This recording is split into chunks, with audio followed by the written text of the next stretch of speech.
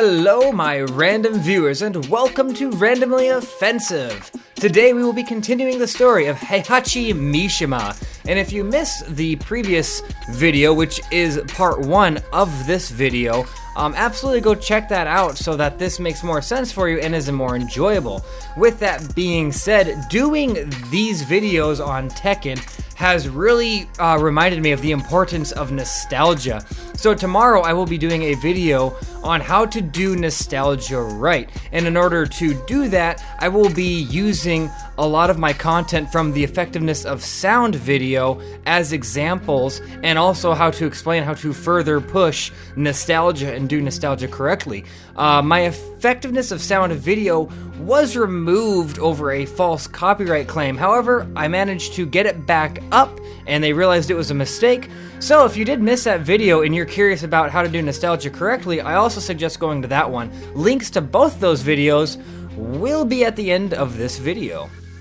So with that all being said, I do not want to ramble too much because we have a lot to talk about with the storyline of Heihachi Mishima, the King of the Iron Fist.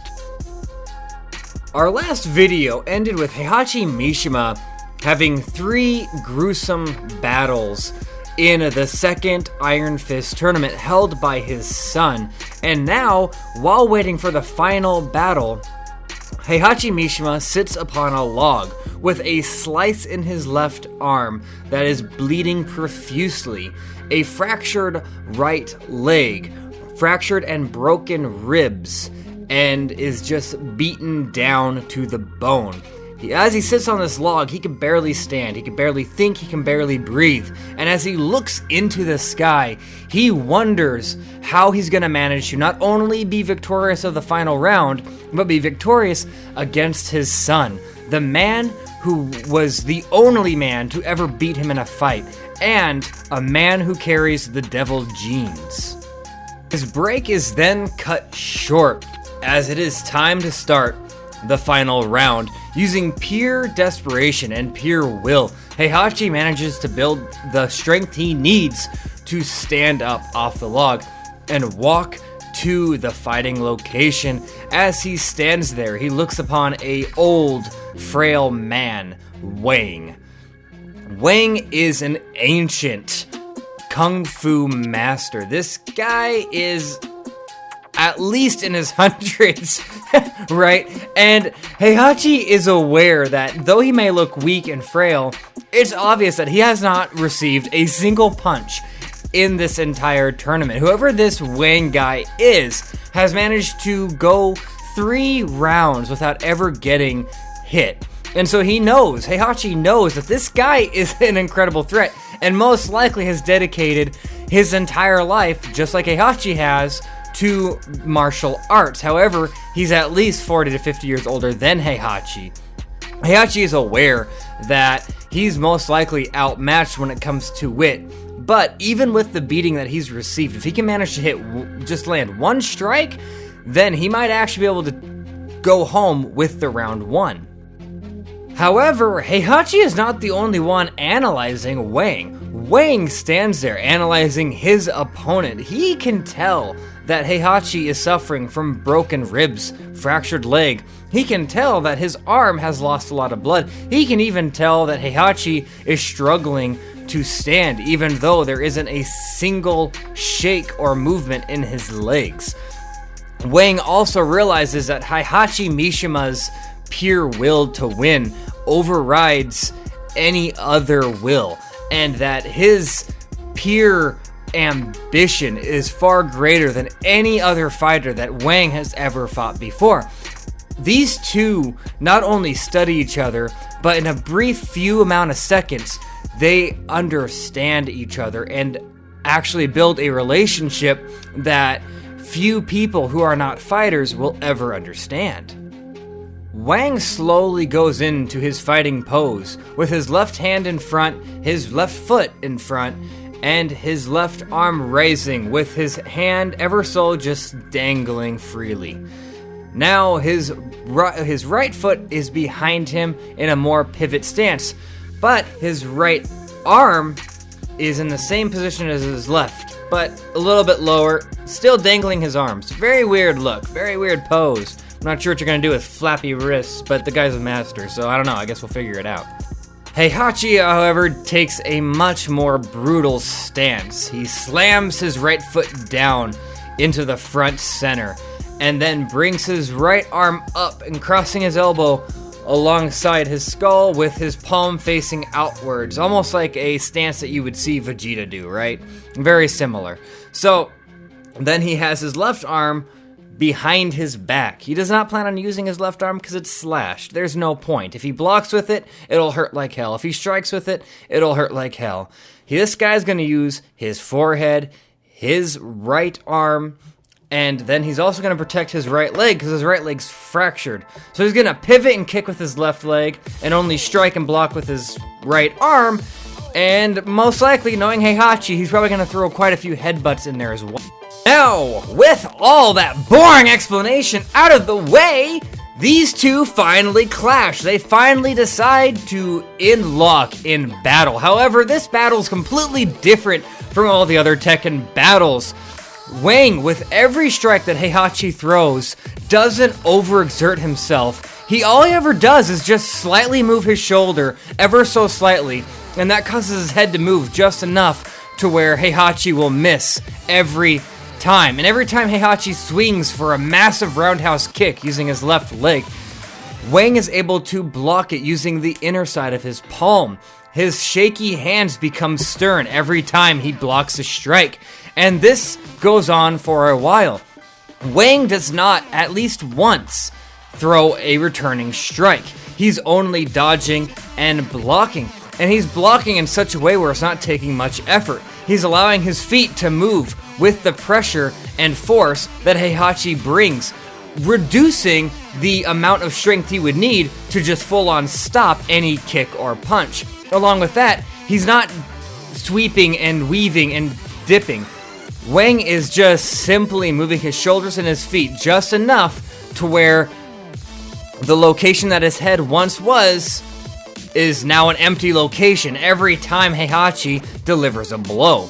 Heihachi, of course, understands what's going on. He's gone up against traditional Kung Fu before. And so, what Heihachi starts doing is faking his attacks. He'll go for a strike, and Wang will move just a little bit, but then he'll counter his strike and turn a punch into a side karate chop type swipe, right? Or he'll go in for a sweep kick and then turn that sweep kick into a straight up or a axe kick or what have you.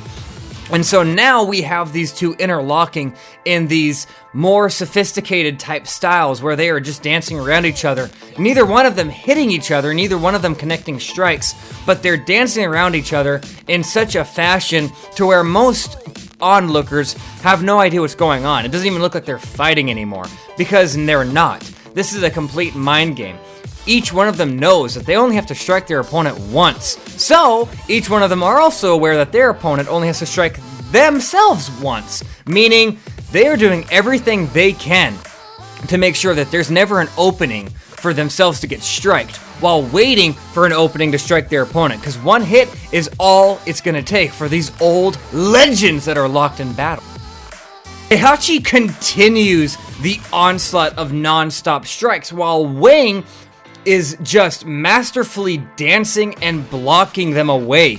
He's managing to avoid every kick that Heihachi throws. Heihachi will go in for a sweep kick and then turn that into a high roundhouse when he sees it being locked. And as soon as it's dodged or blocked, he'll pull his knee back and deliver a side kick, which Wang will easily catch, clasping his two hands together, but allowing himself to step back, not trying to collect all the force, but letting the force push him away, reducing the damage he's receiving in his hands and in his core of the body, right? So Wang finally decides that it is time to start fighting back. However, when he does fight back, these strikes have no power behind them. And the reason why isn't because he doesn't have the power to deliver, but because he knows they're going to be blocked or dodged. And why waste energy on a strike that isn't going to connect? So he's throwing these weak strikes, getting Heihachi to stop the onslaught and focus more on the defensive. However, Heihachi is no fool. He is experienced in multiple tournaments, and he was the champion of the Iron Fist for years. He understands what Kung Fu has to deliver. He understands what these strikes are, so he allows them to just hit him. Now, what this creates is a more intense, much closer to the toes type style of fighting. Because as soon as Wang realizes that his strikes are landing and connecting, and Heihachi isn't falling for his petty techniques, that is when Wang decides, alright, this next one's gonna look weak as hell. And he delivers this punch, and his hands are shaky, and his strike is slow. But then when it delivers and connects to Heihachi's chest, he tightens and flexes his arm, and then at the last moment he pulls a freaking Bruce Lee with that, the 1-inch punch, and just delivers a massive blow. And as far as Wang is concerned, this is it, because you only needed one strike to bring this massive titan down, and it does. It knocks the air out of Heihachi. Heihachi wasn't expecting it. This was a cowardly move as far as Heihachi was concerned, and would not be done by a self-respecting martial artist. Wang does not care though. Wang has motivations that we will not yet find out what they are until we talk about Wang's story. However, with this blow finally connecting to Heihachi and being the first powerhouse blow that Wang has delivered, Heihachi is knocked back, falls on the ground, struggling to breathe, and now he knows it took everything he had to stand up off that log, and now he has to get off the ground after receiving a massive blow. As soon as Wang sees Heihachi getting up, this is when the fight truly begins. Wang then jumps on top of Heihachi, forcing him back down to the ground, and he starts delivering elbows directly to Heihachi's face. Now, Heihachi is blocking it while trying to figure out a way to get out from underneath this crazy old man who was once frail and has now become an ape. He is fighting like a wild animal, slashing, scratching, biting, elbowing while on top of Heihachi. Heihachi's not sure what to do, so he does the only thing he knows how. He catches one of the strikes from Wang, holding one of his hands. Now, Wang comes in with another strike and he grabs the other hand. So Heihachi now has a hold of both of Wang's hand with Wang on top. Heihachi then forces himself up as much as he can and delivers a massive headbutt directly in the middle of Wang's face, knocking Wang back and finally getting off of Heihachi. As Heihachi stands, Wang also stands. Their one blow knockout was not accurate at all. These two legends now realize what they're dealing with. They each understand that their opponents do not plan to lose just to one weak, pathetic strike. Wang then becomes the style of fighter that he was not before, right? He completely becomes a completely different fighter. He is not the Wang that stepped foot in front of Heihachi just a few moments before. And now, he is in a much more aggressive stance, and he flies towards Heihachi with a speed that shocks the hell out of all the onlookers and shocks the hell out of Heihachi. And he delivers a kick straight point blank directly towards Heihachi's stomach. Now, Heihachi manages to block it, but it causes Heihachi's arm to actually be stunned and numb a little bit. And now, with that first initial strike, Wang does not let up. He does never put that foot down. He just keeps delivering roundhouse kick after roundhouse kick after roundhouse kick without ever letting that foot touch the ground. And with every strike, Heihachi manages to block it. However, while he's blocking it, his arm is losing feeling. His arm's getting number and number as the fight goes on. Now, Wang finally lets his foot down to the ground after hundreds of kicks towards Heihachi's arm, and now Heihachi realizes, shit, he just incapacitated my only good arm. And then that is when Wang sets his arms up gets his fist ready and just starts delivering blow after blow after blow at a ridiculous amount of speed directly towards the chest of Heihachi. Now, Heihachi has dealt with just receiving attacks before, but he's never been this weak, nor has he had to do it after previously doing it, because he had to do this exact same damn thing to King. And so Heihachi realizes that this isn't good, because this is not me showing off. I literally have no choice. This is not a bluff or anything. I have no choice but to let this motherfucker hit me. And so Heihachi is now on the ropes. He's about to lose this battle. And that's when he sees a sweat drop falling down on Wang's forehead. And as soon as that happens, he decides, you know what? My right arm is incapacitated. I can't feel it, but I know it's there. My left arm, I can feel it, and this is gonna hurt like hell. So what he does is first, he brings his left arm and delivers a left hook directly towards Wang. Wang did not expect this. His left arm was not supposed to be able to be usable at this point. Now, the pain that Heihachi feels as he connects with this punch, and the blood just squirts out of his arm because he just reopens that slash wound, right?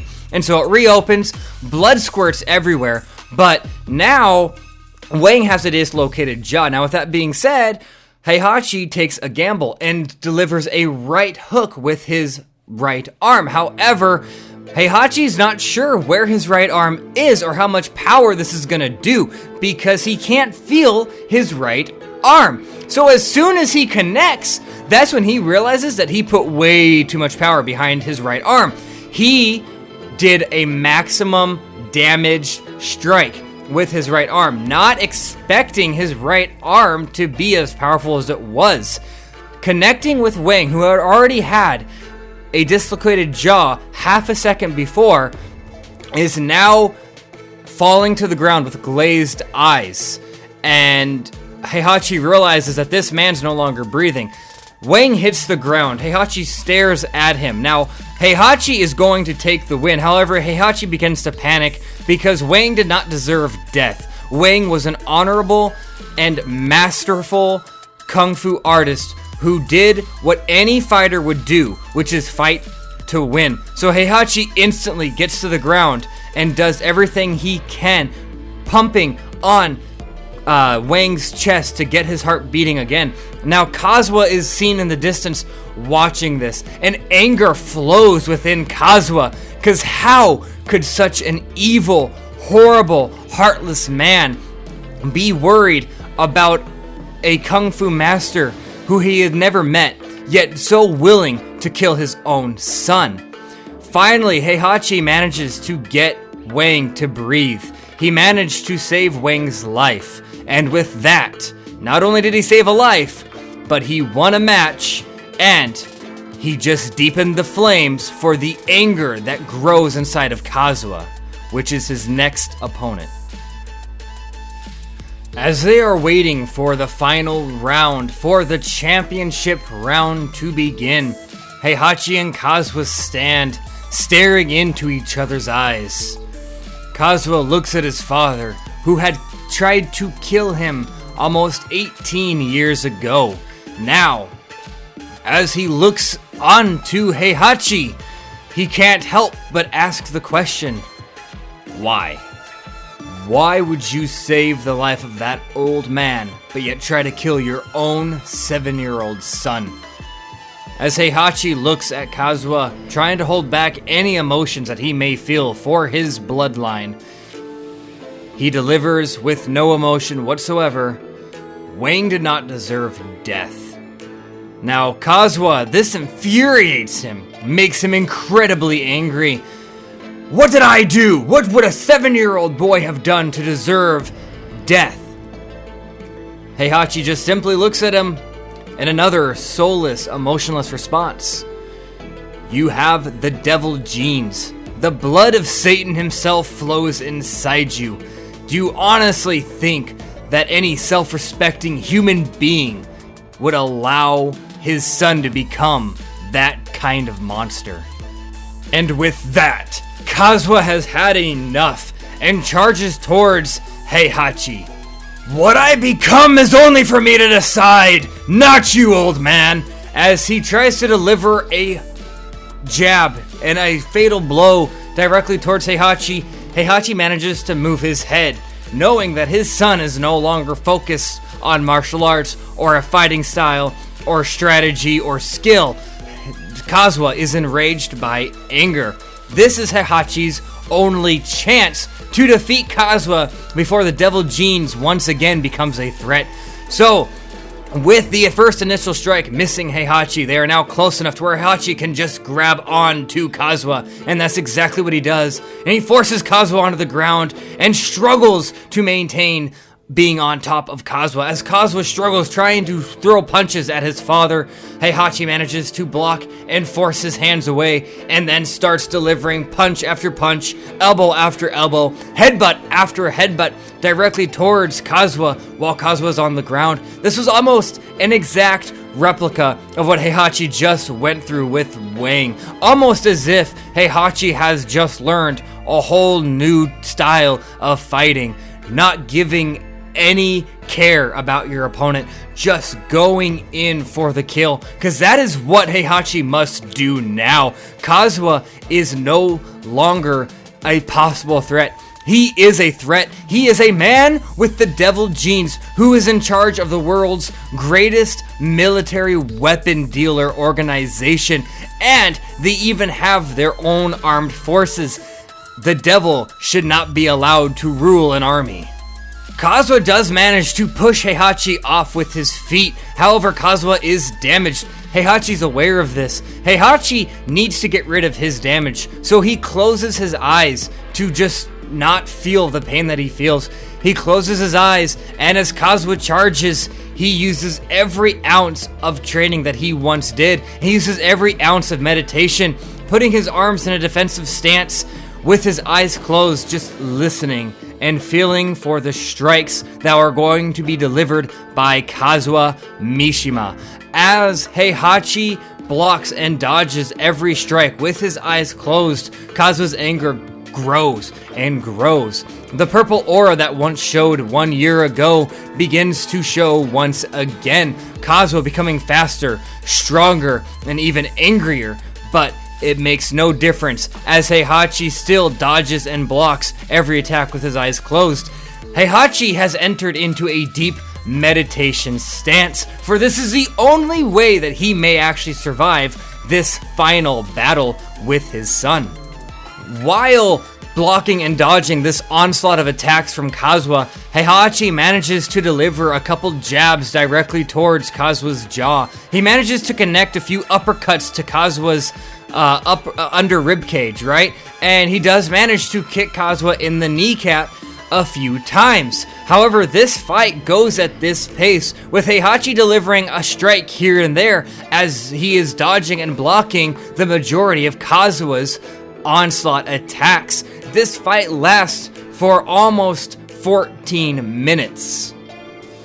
And finally, as soon as he feels and hears Kazuha is starting to try to gasp for air, he's starting to get tired, consistently getting struck and while delivering attacks. This is Heihachi's opening. Heihachi opens his eyes, grabs the back of Kazuha's head, and slams Kazuha's face against Heihachi's knee. And then he brings Heihachi back up with his hair, holding nothing but Kazuha's hair. He starts twirling him around and around and around and around, and now Kazuha is airborne, being flung through the air just by his hair as he screams in agonizing pain. His hair finally gives, hair being torn out of his scalp, and as Kazuha goes flying across the field, Heihachi stands there just holding a handful, a fistful of bloodied hair locks. With Kazuha holding the back of his head in pain as he rises, Heihachi charges and delivers a massive kick directly to Kazuha's jawline. Kazuha does fall backwards a little bit, but manages to remain standing up. Then Heihachi, it's his turn, right? And so now he starts throwing punches left and right, directly landing on Kazuha. With every punch Heihachi throws that connects with Kazuha, His left arm just swells in pain. His right arm slowly starts getting feeling back. However, this old man is starting to tire out. There is only so much longer he can do this, right? And so Kazuha is somewhat aware of this, but he's also getting worried that Heihachi has limits that no one ever realized. Whether that was true or not, Heihachi is concerned for his own well-being. So Heihachi decides to finish it, and he sidesteps around Kazuha, getting behind his son, and then he puts him in a reverse headlock where Kazuha's back is bent backwards. Heihachi then delivers a massive knee strike directly to the spinal cord of Kazuha, forcing Kazuha to want to scream, but he can't because he is muffled by the grasp of being bent backwards in a reverse headlock. This is when Heihachi does the iconic neck snap. He crouches low to the ground, wraps his left arm around the tightening of his right arm, as his right arm is holding the neck of Kazuha, and then pulling his shoulder and tightening and pulling back his right arm, he twists Kazuha's neck, and you hear a snap. Heihachi watches the lifeless body of his son fall to the ground as he lets go. He has finally won, but at what cost? As Heihachi walks away, trying to not show any emotion to the public, trying to not show any pain or emotional damage, he walks. He's not even going to hear for his victory to be announced. He is walking directly away in order to get as far away from this horrible, horrible tournament. However, before he realizes it, there is a sharp pain through his shoulder, an incredible sharp pain through his shoulder, and he falls to the ground. As he looks at his shoulder, there is now a hole in his shoulder, spewing out blood. As he looks behind him, that's when he becomes fearful. That is when he realizes that everything he has tried to prevent, he has just caused. The memories of his once loved wife telling him that he would be the man to bring doom and bring the end of the world. He sees his son standing before him as the devil. Purple skin with scaly armor to protect him. This guy is just fucking terrifying to look at. He's got horns sticking out of his head. He's got an eyeball in his forehead. He's got wings sticking out. Incredible wings. He's got like sharp claws. I will show it on the screen. This guy's terrifying to look at, and I'm not doing him any justice by trying to explain it. Covered in fear, but a whole new level of conviction now that he's seen what his son has finally become. The thing that he has dreaded and feared for years now is standing before him. So he stands up, looking at his shoulder, seeing the hole that was created, not knowing exactly how it happened. However, that question gets answered pretty damn fast because Kazuha, using the middle right eye thingy that he has in his forehead, the forehead eye that he has, just shoots a freaking laser beam out of it. And it goes flying towards Heihachi, aimed for Heihachi's skull. He manages to dodge it, but now he's freaking terrified. He's like, oh my god.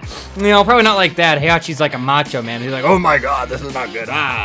So anyway, this is the final battle between Kazuha and Heihachi. A battle that has honestly been long overdue. It is time for Heihachi Mishima, the self-proclaimed savior of the world, to fight Satan himself. And that's exactly what he does. These two interlock in incredible battle. Even though Heihachi is suffering from fractured bones in his leg and broken ribs and a slashed arm and a concussion most likely, who knows what kind of damage this guy has at this point, he is still receiving blows from now Satan himself while delivering blows directly back. And these guys interlock in an epic battle. However, Heihachi stands no chance. Heihachi gets the floor mopped with him, right? And Kazuha Mishima, who is now in devil form, just kicks the shit out of Heihachi Mishima. The King of the Iron Fist is looked to be like a wimp, a coward, nothing. He is nothing. He's an ant beneath a boot. And the onlookers watch as their once King of the Iron Fist is treated like nothing. So finally, when Heihachi has had enough punishment for one day, Kazuha finally decides to deliver a roundhouse kick, connecting directly with Heihachi, slinging him across the field, slamming him right into a tree with enough force that he actually causes the tree to fall over. Heihachi is out. He is out. And you'd think that this would be the end. You'd think that this would be forever. However, Heihachi stands up once more. However, this time is different. Heihachi has no pupil in his eye. It's just eye white. His eyes are glazed over. His body is leaning. He's not breathing. This guy isn't even conscious. He's not breathing. He can't see. He's completely unconscious, yet he stands. As Kazuha looks at this, he ponders what might be going on, but he doesn't have very long to ponder, for Heihachi then flies towards Kazuha with a speed that Heihachi has never shown ever before, and delivers a punch to the devil Kazuha's stomach with such a force it causes the ground to shake. What kind of power comes from a man who isn't even breathing? What kind of power comes from an unconscious old geezer? Well, this kind of power. Power that can crack the very foundation that you stand on. This is why Heihachi is a threat. Now, why did this not happen in the first tournament when he lost? Well, it's simple. His son was not yet the devil. His son was not yet the threat. But now that Heihachi stands before the salvation and safety of the planet, and his son, who is now Satan himself, now his savior instincts are kicking in. He refuses to allow Satan to take over the world because he cannot allow Satan to have an army. And so, being completely unconscious and being driven by will and desire itself, he just sends massive attacks to the devil Kazuha. And with every strike that Heihachi lands and connects with, the ground shakes and the foundation beneath Heihachi's feet cracks with every punch that he throws. And the devil Kazuha cannot handle this. He can't block it. He tries catching one of the punches and it's as if he just goes through paper. You know, Kazuha's blocks just aren't doing anything at this point. Heihachi's fists are just flying through Kazuha's blocks like they're nothing, connecting with Kazuha. And every time Devil Kazuha tries to send an attack, Heihachi doesn't stop attacking. He will strike Kazuha at the exact same time that he's getting striked, and he won't even budge, just like these hits aren't doing anything. Heihachi has reached a whole new level of power while being in this unconscious state, and it is an exact result of not only willpower and what he sees as his responsibility and his born duty, but it's also a result of his meditation. This guy has reached a whole new level of meditating than any other human being ever has. And so what this creates is almost a godly aura when this guy is no longer conscious, when the mortal desires of Heihachi is no longer there, he reaches a godly presence. Kind of think of it as God Ki from Dragon Ball, right? That's kind of what it is, but you know, way before Dragon Ball Super's time, right? So with that, Devil Kazuha has no chance, and Heihachi manages to beat Devil Kazuha down to the point where Devil Kazuha actually ends up having to reform, and Satan leaves the body of Kazuha, leaving Kazuha as just a body. Now, Kazuha is no longer dead. His neck and everything is healed. he's completely healthy again. However, he has no realization of what just happened. So all he knew is he was getting his neck snapped, and now, snap, he's just standing there receiving this onslaught of unbelievable power. And finally, when Kazuo gets knocked to the ground and is completely unconscious, that's when Heihachi finally comes back too. And again, Heihachi is not like Devil Kazuo, where when the Satan left his body, he's not able to remember anything. Heihachi remembers all of it somehow. Everything that just happened, he's aware of. He knows what happened. Due to his meditation practices, he was able to at least sense what his body was doing. But now it's time to get rid of this threat once and for all. So, while finally being victorious, Heihachi picks up the body of the once champion Kazuo. Now, Heihachi, as he carries this lifeless, well, seemingly lifeless body up this volcano freaking hill. Yeah, he's carrying Kazuo up a volcano. People watch as the former King of the Iron Fist that managed to claim back his title carries his son to the top of a volcano. And while looking at his son, he drops Kazuo down, just lets him go, throws him into a freaking volcano.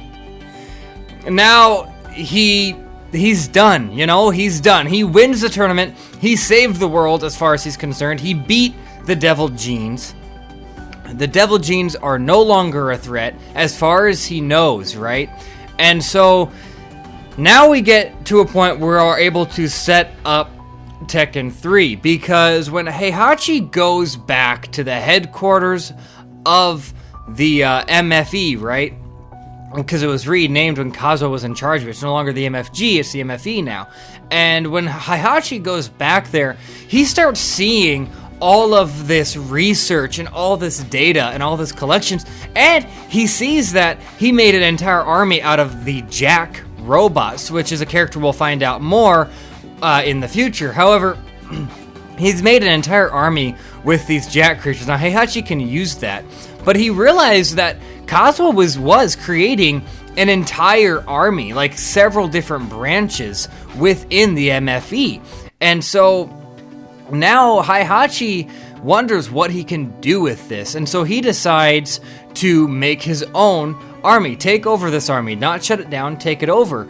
And they start feeding the poor. They start feeding they start providing food and water to third world countries. And this manages to win favor over the public's eye, right? But one of the things that he finds is research and documents that Kazuo found of the Ogre. Now, the Ogre is this ancient war legend who had ambitions to rule the world.